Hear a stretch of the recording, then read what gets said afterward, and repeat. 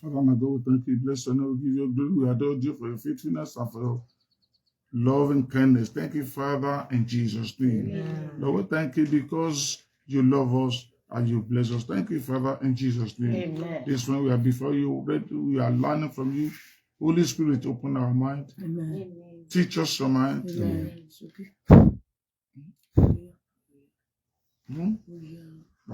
Thank you, Father. Speak what you want to us. Amen. Let us understand you. Amen. I stand against every forces of darkness, every false spirit, in the environment, in the sphere. I bind them and I send them away in the name of Jesus. Amen. I declare the presence of the Almighty God, and I see the glory of God is taken up in the name of Jesus. Amen. Thank you, Father. Thank you, Lord. Lord, speak, we are hearing you. Amen. In Jesus' name. Amen. Praise God. Hallelujah. Amen. This one we are talking on the topic saying some steps to success and long life. Lówùúrọ̀ yà á sọ̀rọ̀ lórí àkòrí tó sọ pé àwọn ìgbésẹ̀ sí àṣeyọrí àti ẹ̀mí gígùn. Success and long life. Àṣeyọrí àti ẹ̀mí gígùn. Everybody wants to succeed in life Gbogbo ènìyàn ló fẹ́ ṣàṣeyọrí and they náà want to yìí. live long, Wọ́n sì fẹ́ gbé ìgbé ayé ẹ̀mí but they gígùn. don't take note some steps that we need to. Ṣùgbọ́n wọn ò mọ àwọn ìgbésẹ̀ tó yẹ ká gbé And láti this rìn. is what we are sharing this Eléyìí sì ni morning. nǹkan tí a ń ṣàjọpín rẹ̀ And God will lówùúrọ̀. give us long Ọlọ́run life. á sì fún wa ní We ẹ̀mí will gígùn. succeed in A ó Jesus' ṣe name. àṣeyọrí We're reading lórúkọ from Jésù. Gospel of St. Luke, A máa kà nínú ìwé ìrere Lúùkù chapter orí 13, kẹtàlá verse 6 to 9. ẹsẹ̀ ìkẹfà sí ìkẹsàn-án. Ó Yeah. sì pa òwe yìí fún wọn pé ọkùnrin kan ní igi ọ̀pọ̀tọ́ kan tí a gbìn sí ọgbà àjàrà rẹ̀. Ó sì dé ń wá èso lórí rẹ̀, kò sì rí nǹkan. Òun sì wí fún olùṣọ́gbà rẹ̀ pé ṣáà wò ó, láti ọdún mẹ́ta lé èmi ti ń wá wo èso lórí igi ọ̀pọ̀tọ́ yìí, èmi kò sì rí nǹkan. Ké e lulẹ̀, èéṣe tí ó fi ń gbilẹ̀ lásán pẹ̀lú. Ó sì dáhùn, ó wí fún un pé Olúwa jọ̀wọ́ rẹ̀ lé ọdún yìí pẹ̀lú, títí èmi ó fi tu ilẹ̀ ìdí rẹ̀ yíká, tí èmi ó sì fi bu ìlẹ̀dú sí i. Bí ó bá sì so èso gẹ́gẹ́, bí kò bá sì so, ǹjẹ́ lẹ́yìn yìí ni kí ìwọ kí ó ké e lulẹ̀. Praise the Lord. Hallelujah. Amen. Amen. According to the parable that Jesus is saying here, Gẹ́gẹ́ bí òwe tí Jésù ń pa ní ibí we yìí, will discover that God planted that very victory there with aim of a lè rí wípé receiving from it. Ọlọ́run gbin igi yìí ní ìpinnu wípé ó máa rí nǹkan níbẹ̀. He appointed the caretaker Ó ti fi olùṣọ́gbà síbẹ̀. and he provided everything he Ó sì needs. ti ṣètò ohun gbogbo tí ó nílò fún un. And he was expecting the day to bring Ó forth sì ń fruit. retí ọjọ́ tí ó máa mú èso jáde But we wá are fún un. told that when he came to see the fruit, Ṣùgbọ́n wọ́n sọ fún wa wípé nígbà tó wá láti rí èso níbẹ̀, it was a pity he didn't see anything. ó ṣe ni láàánú kò rí ohunkóhun. And the owner decided to cut it off. Ẹni tó sì ní ọgbà náà ó pinnu But láti the ké caretaker lulẹ̀. begged again. Ṣùgbọ́n olùtọ́jú rẹ̀ ó bẹ̀bẹ̀ fún Give un. me another extra year Ó ní fún un ní ọdún mìíràn sí i. and I should take care of Èmi ó it. sì tọ́jú rẹ̀. If adventure it Tí ó fruitful, bá lè so èso good. dáadáa ni. But if not, Tí kò bá sì so, cut it off. ké lulẹ̀.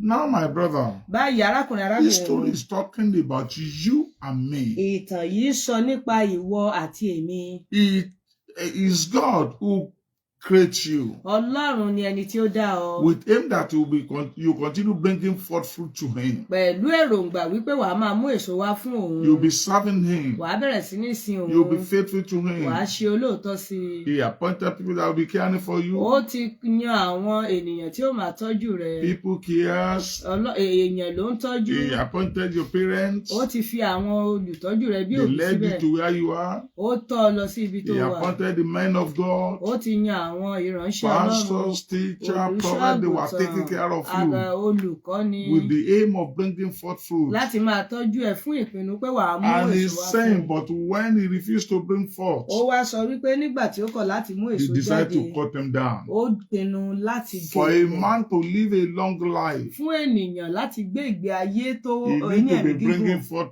fruit to God. ó nílò láti máa mú èso wá fún Ọlọ́run. Gospel of St. John chapter 15 verse 2 declare Ìwé ìhìnrere Jòhánù orí ìkẹẹ̀ẹ́dógún ẹsẹ̀ ìkejì ó sọ that fún wa any gbangba branch that bringeth forth fruit shall be prudent, wípé gbogbo èso tí ó bá ń so èso ni ó máa so sí i, so that it might be bringing forth kí ó more. lè máa so sí The i, one òun ó that wẹ̀. the more one that refused to bring, Eléyìí tó kọ̀ láti so we will èso, cut it off. wọ́n ó gé lulẹ̀. They want to read the book of Mark, a chapter sì fẹ́ 11. kà láti inú ìwé Máàkù orí 11. We read from verse 12. A fẹ́ kà láti ẹsẹ̀ 12. Ní ìjọ́ kejì, nígbà tí wọ́n ti Bẹ́tánì jáde, ebi sì ń pa á, ó sì rí igi ọ̀pọ̀tọ́ kan lé òkèèrè tí ó ní ewé, ó wá bí bóyá òun lè rí ohun kan lórí rẹ̀. Peradventure he may see fruit Ó ní there. bóyá òun lè rí èso I lórí don't know rẹ̀. how many times that God have been looking to your life. Èmi ò mọ iye ìgbà tí Ọlọ́run ti ń wo ayé rẹ. Maybe you will bring forth fruit. Bóyá wà á mú èso gidi jáde. This is another time. Eléyìí ni àkókò mìíràn. God is expecting something from you. Ọlọ́run ń retí àwọn nǹkan kan lọ́wọ́ rẹ. But if you are fruitless, Ṣùgbọ́n tó o bá jẹ́ aláìléso,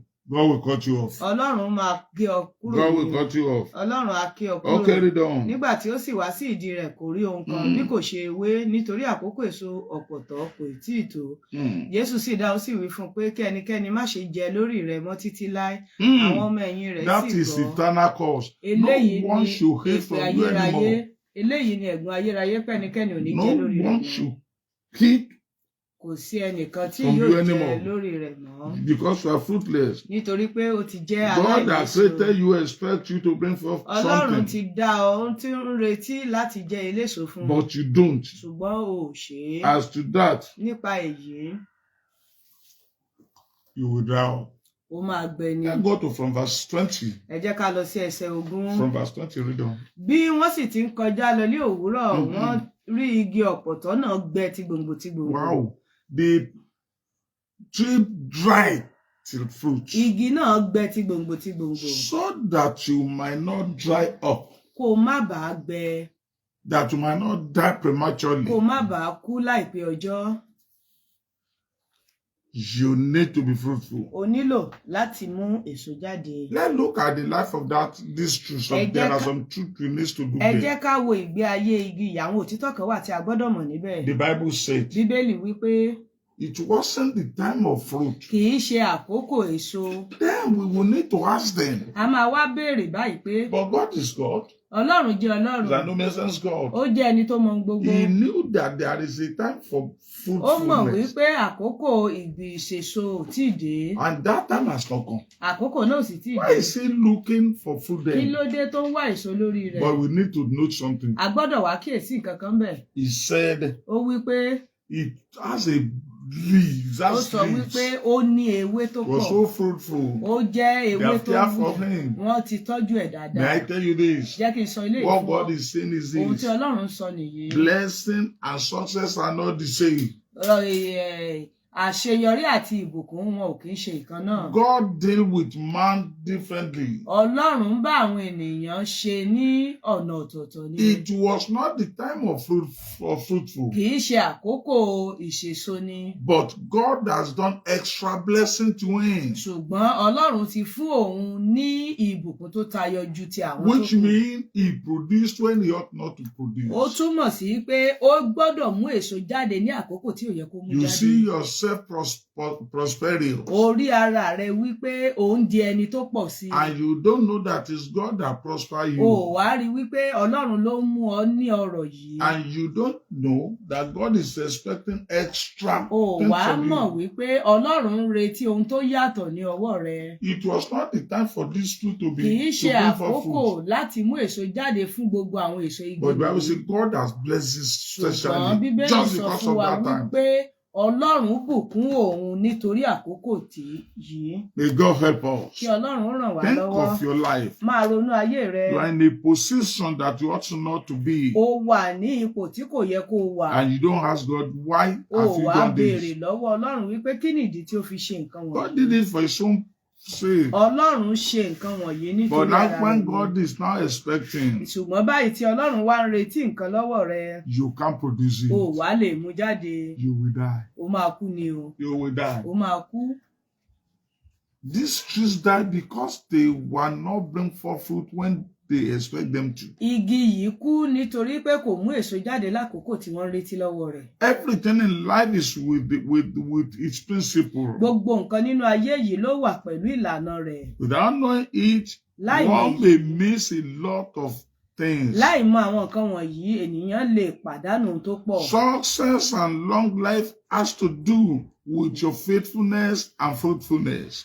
Àṣeyọrí àti ìgbé ayé ẹ̀mí gígùn ó ní í ṣe pẹ̀lú ìṣòtítọ́ àti ìṣèso rẹ. Jesus said, Jésù wípé if that branch is not being for fruit, we will cut it off. ó ní tí igi yìí ò bá ti so èso a ó gé lulẹ̀. And here we see the example. A sì wá rí àpẹẹrẹ ẹ̀ níbí He cursed yìí. that tree Ó fi igi náà ó fi and gégùn. it dried from fruit. Ó sì wá gbẹ ti gbòǹgbò ti You gbòǹgbò. will not die prematurely. O ò ní kú láìpẹ́ ọjọ́ But you need àmì. to think, what have I come to do in the world? Ṣùgbọ́n o gbọ́dọ̀ ronú kí ni nǹkan tí o wáyé yìí wá What are ṣe. the assignments that God given me to Kí ni do? iṣẹ́ ìránṣẹ́ tí Ọlọ́run mú fún ọ What láti have I ṣe? been doing about Kí ni it? nǹkan tí mo ń ṣe nípa rẹ̀? So to that, Nípa èyí, you can pay your sorrow with your good works. o lè san ìdíyelé ìkorò ayé rẹ pẹ̀lú ohun rere gbogbo tí o bá ń ṣe. Let's look at the book of Proverbs Ẹ jẹ́ ká wo ìwé òwe 21 and verse 18. orí kọkànléníogún ẹsẹ̀ ìkejìdínlógún. Ènìyàn búburú ni yóò ṣe owó ìràpadà fún olódodo. Fruitless person will be a ransom for the fruitful person. Ènìyàn búburú ló máa ṣe owó ìràpadà fún olódodo àti olùrékọjá ní ipò ẹni dídúró ṣinṣin. Transgressor they will, punish him just for the upright man. Ẹni tí ó jẹ́ ẹlẹ́ṣẹ̀ òun náà olùrékọjá òun la ó fi dípò ẹni tó bá dúró ṣinṣin. Many times we don't know why many people die prematurely. Ọ̀pọ̀ ìgbà la ò kì í mọ èrèdí tí ọ̀pọ̀lọpọ̀ fi kú ní kékeré. When he was alive, what are the benefits of it? Nígbà tó wà nínú ayé, kí ni èrèdí ẹ̀? Is it fruit? Is it useful? Ṣó jẹ́ ẹni tó wúlò? Was there causing problem here Ó and kàn there? wá, ó kàn ń yọ ayé The lẹ́nu ability káàkiri. to the world. Ó kàn jẹ́ ẹrù If you ńlá are like ẹrù that, wúwo fún ayé you ni. better really think today Tí o bá jẹ́ irú ẹni bẹ́ẹ̀, o gbọ́dọ̀ ronú ara rẹ lónìí. and ready busy doing Kó o something. sì ṣetán láti máa ṣe God ohun kan. has sent some people some things, Ọlọ́run ti fi àwọn kan sí àwọn nǹkan, but they refuse to do it. ṣùgbọ́n wọ́n kọ̀ láti ṣe é. And they thought, well, they are doing what they like. Wọ́n tẹ̀ wá rò wípé àwọn máa ṣe nǹkan tó bá wu àwọn ni. No and not. Rárá, If- rárá dẹ̀ ni. A fruitless tree will surely die. Gbogbo igi tí kò bá so èso, òun náà ni yóò Book kú. of Isaiah, Ìwé Àìsáyà chapter 43, orí ìkẹtàléníogójì and verse 4. ẹsẹ̀ ìkẹrin. Mm. Níwọ̀n bí ìwọ ti ṣe iyebíye tó lójú As mi. much as you are so precious to me, God is talking there. Ọlọ́run ló ń sọ̀rọ̀ níbí yìí. Your preciousness to God Ish- will give you some blessings. Ìṣeyebíye rẹ sí Ọlọ́run ló máa fún ọ ní àwọn ìbùkún Yes. kan. Tí ìwọ sì ṣe ọlọ́lá, You are honorable. èmi sì ti fẹ́ ọ. I love you for that. Nítorí náà, Therefore, èmi ò fi ènìyàn rọ́pò rẹ I will exchange your life with another person. àti ènìyàn dípò ẹ̀mí rẹ. When you should die, I will make another person to die on your behalf. Nígbà tí ó bá yẹ kó o kú, èmi ò mú ẹlòmíràn So láti kú. if you want to have a long life, Tí o bá fẹ́ ní you ẹ̀mí must be gígùn, fruitful for o God. gbọ́dọ̀ máa so èso fún Be Ọlọ́run. useful for God. Máa ṣiṣẹ́ fún Busy Ọlọ́run. for God. Máa jẹ́ ẹni tó kú God tọ́wọ́ has rẹ̀ kún fún interest in Ọlọ́run. our fruitfulness. Ọlọ́run ní ó ní ìkọrasí You tó dára remember sí this. iṣẹ́ wa. You remember the story Jesus said in book of Luke, Ẹ gbọ́dọ̀ rántí ìtàn tí Jésù sọ Chapter nínú ìwé 19. Lúùkù. Ìwé Lúùkù orí ìkọkàndínlógún and verse 13. ẹsẹ̀ ìkẹtàlá. Yes, Ó sì pe àwọn ọmọ ọ̀dọ̀ rẹ̀ he mẹ́wàá. called his 10 disciples. Ó fi mínà mẹ́wàá fún He wọn. gave them 10 minas. Ó sì wí fún wọn pé And he told ẹ them, máa sọ títí èmi ó fi dé. occupy till I come. Ẹ máa fi ṣòwò kẹ́ ṣiṣẹ́ tí màá fi dé. God has interest in gaining. Ọlọ́run ó ní ìfẹ́ sí àti máa What jèrè. benefit has your life given to God? Kí ni èrè tí ayé rẹ ti fún Ọlọ́run? You are enjoying God blessings. Ò ń gbádùn ìbùkún Ọlọ́run. Breath upon you. Ó ń mí sí ọ. Sun at his Òòrùn time. ràn sí ọ lákòókò rẹ̀. Rain at his time. Òjò lákòókò rẹ̀. You are growing up steadily. Ó ń dàgbà bí ó ṣe But tọ́. what have you done for God? Ṣùgbọ́n kí ni nǹkan tí ìwọ ti ṣe You fún don't have Ọlọ́run? anything doing for O God. ò ní ohun kankan tó ń ṣe fún Rather, ọ. you are causing problem, Ju polluting the kó word sáà of máa kó God. máa ba ayé kó máa ṣe The wàhálà word of kó máa ba ọ̀rọ̀ Ọlọ́run By jẹ́. year long. Kó máa ba ayé The Ọlọ́run word jẹ́. that God created, you are polluting Ayé it. tí Ọlọ́run ti dá òun bà á jẹ́. Instead of you to be increasing èyí tó yẹ kó o máa mú kó pọ̀ to sí be ní makes it to be more prosperous. kó o máa mú kí ó máa pọ̀ sí nínú You ọlá are destroying o it. bẹ̀rẹ̀ sí ní You are ìbàjẹ́ forfeiting it. ò ń bà á jẹ́ ń fà á lulẹ̀ You will die. ó máa kú ní kékeré ni You better change today. ó dára kí o yí padà You lónìí better change ó dára today. kó o yí padà It's lónìí very important. ó ṣe pàtàkì God created you for purpose, Ọlọ́run dá ọ fún èrèdí and He kan is expecting your life ó sì ń retí ayé to rẹ bring forth fruit. kí ó mú èso tó dára jáde May the Lord God bless kí you Ọlọ́run kí ó bùkún ọ in the name of ní Jesus. orúkọ Jésù Amen. amen It's very ó important. ṣe pàtàkì o Now, báyìí praise the Lord. hallelujah Amen. amen Through your partnership with God, your determination can be changed.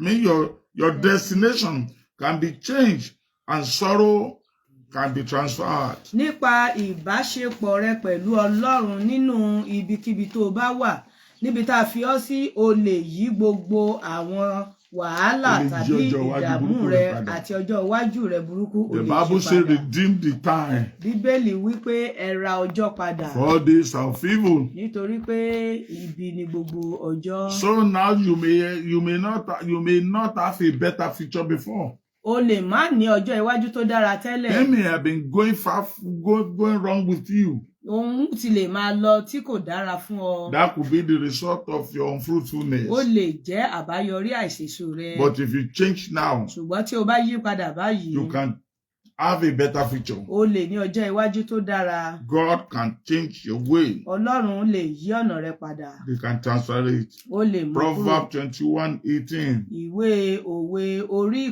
ìkọkànléníogún ẹsẹ̀ ìkejìdínlógún Where we read the other time. níbi tí a kà lẹ́ẹ̀kan That a wicked man will make the exchange. wípé ènìyàn búburú ni a ó fi ṣe ìràpadà fún God will know olódodo. what to do about you. Ọlọ́run á mọ̀ nǹkan tó máa ṣe We nípa can rẹ̀. see some example of people a lè rí àpẹẹrẹ àwọn ènìyàn that redeemed their future and transformed it tí wọ́n ti ra ọjọ́ iwájú wọn padà tí wọ́n By- sì sọ di dáradára by their deeds. nípa ohun tí wọ́n ṣe. People like Abraham. Èèyàn bíi Ábúráhámù Abraham was there Ábúráhámù alone, wà níbẹ̀ òun without nìkan child. láìsí ọmọ. But the Bible said in the book of Genesis, Bíbélì sì sọ fún wa nínú ìwé Genesis chapter 18, verse orí 1, kejìdínlógún ẹsẹ̀ ìkíní even down to títí dé 14, ìkẹrìnlá the ni. Bible said that they visited him. Bíbélì wípé They visited him wọ́n wá bá a at the noon time, the Ní- time of heat. ní àkókò ìmóoru. But when they got there, Nígbà tí wọ́n débẹ̀ they look at him. wọ́n wò ó He saw them, ó rí wọn he invited them, ó pè wọ́n he wọlé entertained them. ó fi ó ṣe wọ́n lálejò And by the changes, díẹ̀díẹ̀ destiny. wọ́n sì yí ìgbé ayé rẹ̀ padà. Do you have time for God? Ṣé o ní àkókò fún Ọlọ́run bí? Can God visit you? Ṣé Ọlọ́run lè di ọ lálejò? How many times have you been visited by God that you don't recognize and respond? Ìgbà mélòó ni Ọlọ́run ti wá ọ wá tó ò tiẹ̀ rí tàbí kó o tiẹ̀ dá mọ̀? And as a result of this, Ní àbáyọrí nǹkan everything wọ̀nyí, changed for Abraham. gbogbo sì yí padà fún They Ábúráhámù. gave him another appointment that they will visit him. Wọ́n fún un ní ọjọ́ mìíràn wípé àwọn ń bọ̀ wá bá a. And when they came, Nígbà tí wọ́n sì wá they tòótọ́, came with the blessing of the wọ́n womb. wá pẹ̀lú ìbùkún èso inú. You may be calling barrel. Wọ́n á lè máa pè ọ́ ní àgàn. Your attitude may change your situation. Ìṣe rẹ lè yí ìgbé ayé rẹ padà. God asked Abraham, Ọlọ́run ni Abraham. go and slaughter this one for Ó me. nílò pa ọmọ rẹ̀ Abraham fún mi. obeyed. Ábúráhámù gbọ́. And Ó sì by gbọ́ràn. God made him the father of the nations. Díẹ̀díẹ̀ Ọlọ́run sì mú kó jẹ́ bàbá àwọn orílẹ̀-èdè. You can change your destination. O lè yí àyànmọ́ rẹ padà. You may try to be a blessed person. O lè darapọ̀ mọ́ àwọn tó jẹ́ alábùkún fún Another ènìyàn. person is Rahab. Ẹlòmíràn ni Ráhábù. They called him adulterer. Wọ́n pè é ní panṣágà. Now, Báyìí, that was what she was. eléyìí ni nǹkan tí ó jẹ́. But due to her attitude, Ṣùgbọ́n nítorí ìṣe rẹ̀, it changed the way. a yí ọ̀nà rẹ̀ padà. Everybody should know that an lot is due for hell. Gbogbo ènìyàn ló mọ̀ wípé gbogbo panṣágà jẹ́ ọmọ ọ̀run àpáàdì. In the book of Joshua, chapter 1-14, Nínú ìwé Joshua orí ìkejì, the Bible told Ẹsẹ̀ us ìkíní, that ẹsẹ̀ this woman acted better. Bíbélì jẹ́ kó yé wa wípé obìnrin yìí ṣe She dáradára. welcomed God's ó representatives. gba àwọn aṣojú Ọlọ́run, She believed God's message, ó gba iṣẹ́ ìránṣẹ́ Ọlọ́run gbọ́, and what they asked her to do, she did it. ohun tí wọ́n sì ní kó ṣe ó ṣe é. And by and by, Díẹ̀díẹ̀ she was redeemed, ó sì wá di ẹni tí a rà padà, and she became even mother of our Lord Jesus ó tiẹ̀ Christ. wá di ìkan lára àwọn ìyá ńlá Jésù. Your future can be transformed. Ọjọ́ iwájú rẹ a lè yí padà, The glory of God can shine on you. ògo Ọlọ́run ó lè tì í Another mọ́lẹ̀. person was a widow of Zarephath. Ẹlòmíràn ni opó Sáréfátì, She thought there is nothing more for ó her. rò pé kò sí nǹkan kan fún òun mọ́, She thought she would die as a result of her ó mind. wò pé òun máa kú nínú ìyàn Both yẹn, her and her child. òun àti ọmọ rẹ̀. But she saw the man of God, Ṣùgbọ́n ó rí Elijah. ìránṣẹ́ Ọlọ́run Èlíjà, She took care of them. ó tọ́jú She rẹ̀, obeyed the instruction of ó God. gbọ́ ìlànà tí Ọlọ́run fún un. And during all that very famine, Ó ní gbogbo àkókò ìyàn she yìí, was prosperous. oúnjẹ ó sì She ń lọ has nínú more than ìtẹ́lọ́rùn, enough. ó sì ní ju ohun tí You ó lè have a lọ. brighter future. Ó ní ọjọ́ iwájú If tó you lógo. will act, you stand Tí o in bá lè partnership dúró, with God. tí o bá lè jẹ́ alábàáṣiṣẹ́pọ̀ pẹ̀lú You will Ọlọ́run, follow God, tí o bá lè tẹ̀lé Ọlọ́run, and God will help you. Ọlọ́run á sì ràn ọ́ lọ́wọ́. So that is the First Kings 17, from verse 3 to 24. Ó wà nínú ìwé àwọn ọba kìíní orí Then we read ìkẹtàlélógún of ẹsẹ̀ a great kẹjọ sí woman. ìkẹrìnléníogún. A great woman as Shunem. A tún sọ nípa obìnrin That ará Shunammite Súnémù woman yìí. thought she will no more get child, Obìnrin Súnémù yìí ti rò wípé òun ò lè ní ọmọ aiming mọ́. that she would die childless. Ó ti rò wípé òun máa kú láì lọ́mọ. But what she had, Ṣùgbọ́n ohun tó ní, she used it. ó lò ó. She invited the men of God, Ó pe ìránṣẹ́ Ọlọ́run wọlé, taking care of ó them. tọ́jú wọn. As to that, Nípa èyí, she became a mother of ó a di baby boy. ìyá ọmọ ọkùnrin. God rescued her from a famine to come. Ọlọ́run tún gbà á là nínú ìyàn tó ń bọ̀. All her property that they seized, they released it. Gbogbo àwọn ohun ìní rẹ̀ tí wọ́n ti gbẹ́sẹ̀ lé, wọ́n tún fún un padà. The Bible says you will get what you need by what you have. Ẹnìkan sọ wípé wàá gba ohun tó ní pẹ̀lú ohun tó ní. Use your property for God. Lo ohun ìní rẹ fún Ọlọ́run. Use your life for God. Lo ayé rẹ fún Ọlọ́run. Use your time for God. Lo àkókò rẹ fún And Ọlọ́run. you will see the benefit of Wàá it. sì wá rí àwọn èrè tó wà níbẹ̀. The story is in 2 Kings chapter 4, verse 8 to 17 and 13 to 37. Ìwé àwọn ọba kejì orí ìkẹrin ẹsẹ̀ ìkẹjọ sí ìkẹtàdínlógún, ẹsẹ̀ ìkẹtàlélógún sí ìkẹtàdínlógójì, orí ìkẹjọ àti ẹsẹ̀ ìkíní sí ìkẹfà. Another person is that centurion. Ẹlòmíràn ni balógun ọ̀rún. In Gospel of St. Luke Nínú chapter ìwé 7, ìrere Lúùkù orí ìkeje, verse 2 to 10. ẹsẹ̀ ìkejì sí Bible ìkẹwàá. said of his son, of his servant that are so precious to him, Bíbélì sọ fún wa nípa ọmọ ọ̀dọ̀ rẹ̀ tó ṣọ̀wọ́n fún tó ń ṣàìsàn, but that was sick, tó ṣàìsàn, and he came to the Lord. ó sì wá bá Olúwa. See what the people said. Ẹ jẹ́ ká wo They nǹkan said, tí ọ̀rọ̀ Lord, àwọn èèyàn sọ. Wọ́n sọ pé Olúwa, You need to heal the son o of this nílò man. láti mú ọmọ ọkùnrin Why? lára dá. Kí nìdí? Where you preached yesterday, Níbi sínágọ́gù tó ti wàásù she's the one lánàá, built it. òun lẹni tí ó kọ́ fún wa. So because of her good work, Nítorí iṣẹ́ rere rẹ̀, you have to do this one. o nílò láti ṣe èyí fún un. Jesus said, Jésù wípé, Go and your son is healed. máa lọ ọmọ ọ̀dọ̀ rẹ̀ sì ti And so the son got healed. Bẹ́ẹ̀ náà ni ara ọmọ My náà yá. brother, Arákùnrin mi, Do what will give you, favor. ṣe ohun tí ó máa fún ọ ní Serve òrèrè. God Sin Ọlọ́run with what you have, pẹ̀lú ohun tí o ní, with your time, pẹ̀lú àkókò with your rẹ, money, pẹ̀lú owó rẹ, with your life, pẹ̀lú ayé with rẹ, everything. àti gbogbo ohun tó o ní. God will repay it for you. Ọlọ́run yóò sì san padà He will fún ọ. make you succeed Ó máa mú ọ ṣe and He will àṣeyọrí. give you long life. Ọlọ́run á sì mú ọ fún No ọ ní stingy ẹ̀mí man gígùn. will have a good future. Kò sí àwọn ẹni tó láhùn kan tó máa ní ọjọ́ iwájú tó dára. Another person was Dorcas. Ẹlòmíràn ni Dọ́kàsì. This one died completely. Ẹni yìí ti kú pátápátá. I know a dead person cannot pray. Mo mọ̀ wípé ẹni tó ti kú ò lè gbàdúrà. So in the stage she was that she can't pray Ní anymore. ìpele tó wà yìí kò lè gbàdúrà. But she has done something ahead of Ṣùgbọ́n ó ti ṣe àwọn nǹkan kan kó tó di àkókò yìí. When they were pitching her Nígbà tí wọ́n ń with their mom for her, nígbà tí wọ́n sunkún fún un, some widow came. àwọn opó kan wá, They showed their clothes wọ́n fi aṣọ to hàn Peter. Look, this is the cloth she bought aṣọ for tí ó rà fún wa nìyí. her. Her cloth spoke to her. Aṣọ rẹ̀ ó sọ̀rọ̀ fún So after that, they returned her life. nípa èyí wọ́n sì dá ẹ̀mí rẹ̀ What padà. have you done that will plead for you in the day of your Kí calamity? ni nǹkan tí o ṣe tí yóò ṣìpẹ̀ fún ọ ní ọjọ́ ewu rẹ? What have you done? Kí ni nǹkan tí o ṣe? Act of Apostle chapter 9, 36 to 41. Ìwé Ìṣe àwọn Àpọ́stélì orí 9 ẹsẹ̀ The ìkẹrìndínlógójì cloth that this woman bought for the widow pleaded her case. Aṣọ tí obìnrin yìí rà fún àwọn opó òun ló sọ. What are we to say about Mary? Kí ni nǹkan tí a máa sọ nípa Màríà? This one came with an alabaster oil. Eléyìí wá pẹ̀lú òrùba alabasta. Started pouring it on Jesus' Ó bẹ̀rẹ̀ sí ní legs. dálé Jésù ní He uses ẹsẹ̀. here to. Ó ń to fi wale. orí rẹ̀ ó fi ń nù ún. People were blaming her. Gbogbo àwọn ènìyàn They ni were wọ́n ń accusing bú. her. Wọ́n ń bú. But Jesus said, leave her. Ṣùgbọ́n Jésù wípé She fílẹ̀. has done good work Ó to me. ṣe iṣẹ́ rere sí mi lára. She did this for my burial. Ó ṣe eléyìí fún sísìnkú mi. Who knew that Jesus want to die? Ta ló mọ̀ wípé Jésù máa kú? Did she know? She was inspired to do Ṣé that. òun gan mọ̀ ni ṣùgbọ́n a rú sókè láti ṣe And Jesus, nǹkan yìí? anywhere they are preaching this gospel in the whole world, Jésù sì sọ wípé níbikíbi tí they a ó ti máa shall be wàásù talking ìrere of ní gbogbo ayé. the good work A ó máa that this sọ ti woman iṣẹ́ rere did. tí obìnrin yìí ṣe sí mi lára. Have you done any good work for God? Ǹjẹ́ ìwọ ti ṣe ohun rere Have kan you sí done fún? anything good for God? Ǹjẹ́ o ti ṣe ohun rere kan fún They are Ọlọ́run doing rí? the work of God. You are just Wọ́n dodging ṣe it. iṣẹ́ Ọlọ́run òun fara pamọ́. You are saying another thing. Òun ṣe nǹkan mìíràn. How this thing will speak for Báwo you ni nǹkan at wọ̀nyí the ṣe máa end? ṣiṣẹ́ fún ọ lópin?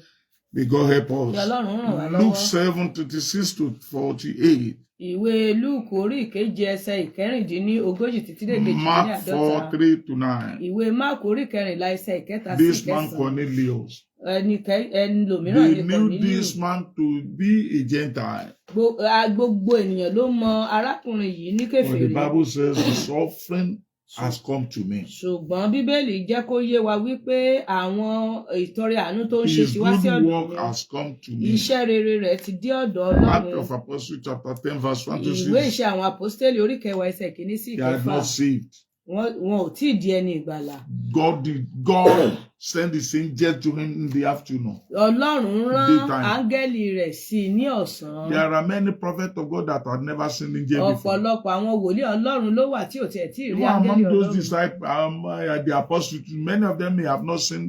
Pàápàá àwọn Angel. ọmọ ẹ̀yìn Jésù gan àti ìrí ìtorí But orí this man áńgẹ́lì we nígbà call yẹn. Gentile, angel came to Ṣùgbọ́n ẹni tí a ń pè ní kèfèrí yìí áńgẹ́lì wá bá and told him what to ó do. sì sọ ohun tí ó máa ṣe And fún God un. intentionally sent Peter to him. Ọlọ́run sì rán Pétérù sí i Why not tìmùtìmù. decide to be in partnership with Kí ló God? dé tó lè pinnu láti jẹ́ So God will be alábàáṣepọ̀ pẹ̀lú thinking Ọlọ́run about you. kí Ọlọ́run lè máa rò nípa He will be rẹ̀. planning for you. Á bẹ̀rẹ̀ sí ní máa He will be pinnu making fún your ọ. crooked Á way bẹ̀rẹ̀ sí ní straight. máa mú ọ̀nà rẹ tó wọ̀nì kó God wá kó help dán. us. Ọlọ́run á ràn Another wá person is lọ́wọ́. Hezekiah, Ẹlòmíràn ni Èsíkáyà.